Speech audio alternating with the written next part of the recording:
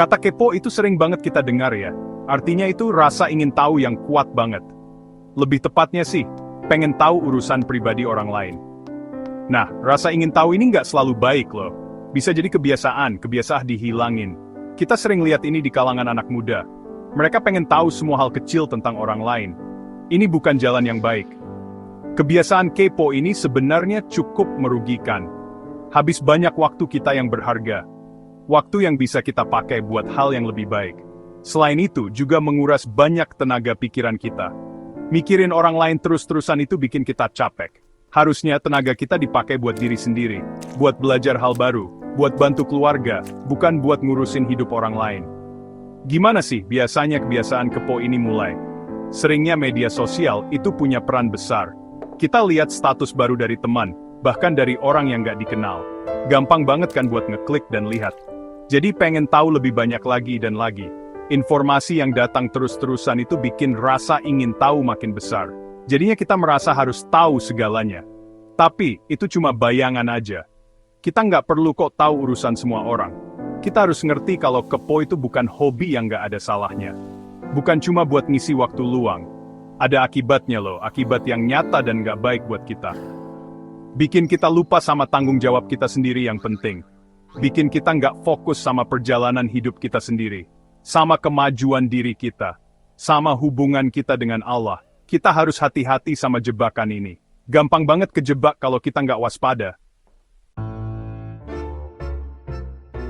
Rasa ingin tahu yang berlebihan soal urusan orang lain bisa banget mengganggu pergaulan kita. Kalau orang merasa kita terlalu ingin tahu urusan mereka, mereka bisa jadi menjauhi kita. Kepercayaan itu gampang banget rusaknya.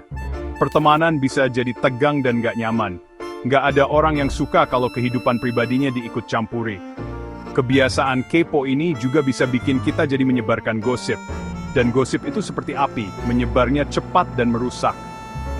Itu menyakiti perasaan dan merusak nama baik orang lain. Dari sisi agama, sifat kepo ini juga bisa membawa kita ke jalan yang berbahaya.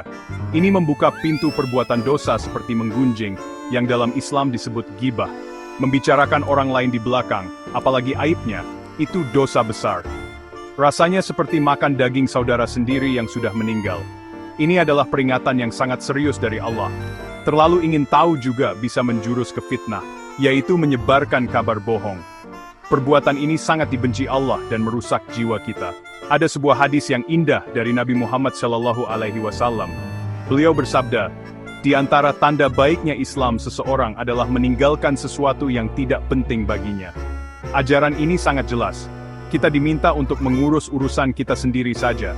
Kalau sesuatu itu bukan urusan kita, sebaiknya kita tidak ikut campur. Ini adalah tanda iman yang kuat. Ini menunjukkan kalau kita menghargai privasi orang lain, dan kita jadi fokus pada kewajiban dan perbaikan diri sendiri. Saat kita terlalu fokus pada apa yang dilakukan orang lain, kita bisa mengabaikan kebaikan rohani kita sendiri. Shalat kita bisa jadi terburu-buru. Kedekatan kita dengan Al-Quran bisa berkurang. Kita mungkin jadi lupa berzikir dan mengingat Allah. Hati kita jadi dipenuhi dengan urusan orang lain. Padahal, hati kita seharusnya diisi dengan zikir kepada Allah. Kita perlu melindungi kesehatan rohani kita dari dampak buruk sifat kepo. Ini adalah gangguan dari apa yang benar-benar penting dalam iman kita. Terlalu ingin tahu atau membiarkan orang lain terlalu ikut campur bisa merusak hubungan yang penting. Ini terutama berlaku untuk pernikahan. Kadang-kadang, orang di luar pernikahan, meskipun dengan niat baik, bisa menyebabkan masalah. Mereka mungkin memberi nasihat yang tidak diminta. Atau mereka mungkin menyampaikan pendapat yang menimbulkan kesalahpahaman antara suami dan istri. Rumah seharusnya menjadi tempat yang damai. Campur tangan dari luar bisa dengan mudah mengganggu keharmonisan ini. Penting untuk menjaga kehormatan dan ketenangan rumah kita. Islam sangat menekankan pentingnya privasi. Rumah kita dianggap sebagai tempat perlindungan pribadi. Tidak diperbolehkan memasuki rumah orang lain tanpa izin. Juga tidak diperbolehkan untuk memata-matai atau menguping pembicaraan orang lain. Allah berfirman dalam Al-Quran, agar kita tidak mencari-cari kesalahan orang lain atau saling menggunjing. Ajaran-ajaran ini ada untuk melindungi individu dan masyarakat. Menghargai privasi, membangun kepercayaan, dan memperkuat ikatan. Ketika privasi dilanggar, itu bisa menyebabkan rasa kesal dan kemarahan. Kita juga harus ingat bahwa Allah menciptakan kita semua berbeda-beda. Kita punya kepribadian yang berbeda, kekuatan yang berbeda, dan kelemahan yang berbeda. Keberagaman ini adalah tanda kebesaran dan kebijaksanaan Allah. Kita tidak berhak untuk menilai orang lain berdasarkan perbedaan-perbedaan ini, atau mencoba membuat semua orang berpikir dan bertindak seperti kita. Kita harus menghargai keunikan karakter setiap orang. Rasa hormat ini adalah bagian dari akhlak yang baik dalam Islam. Ini membantu menciptakan masyarakat yang lebih toleran dan saling memahami. Oleh karena itu, memahami dan menghargai batasan sangatlah penting.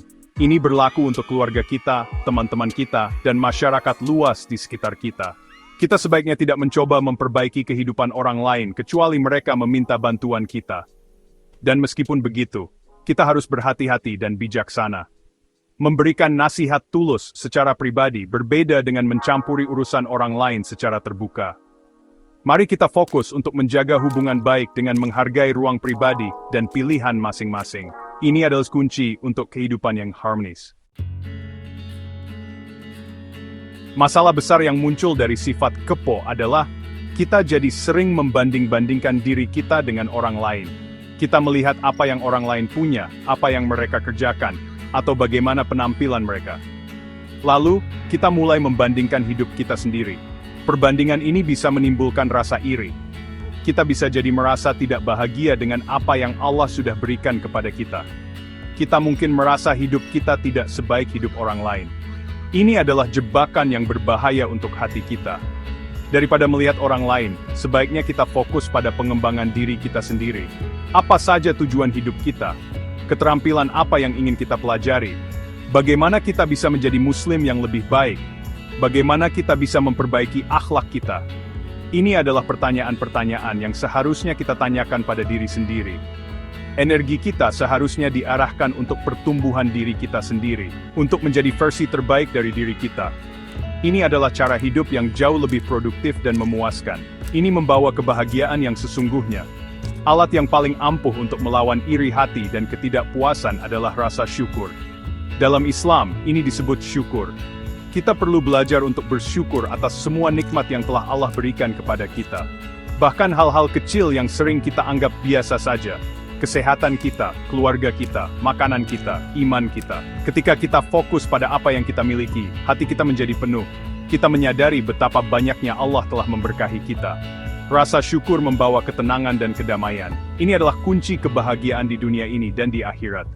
Jadi, mari kita berusaha dengan sadar. Mari kita ubah fokus kita, jauh dari kehidupan dan urusan orang lain, dan menuju pada nikmat dan tanggung jawab kita sendiri. Mari kita coba hentikan kebiasaan kepo. Mari kita isi waktu kita dengan kegiatan yang bermanfaat.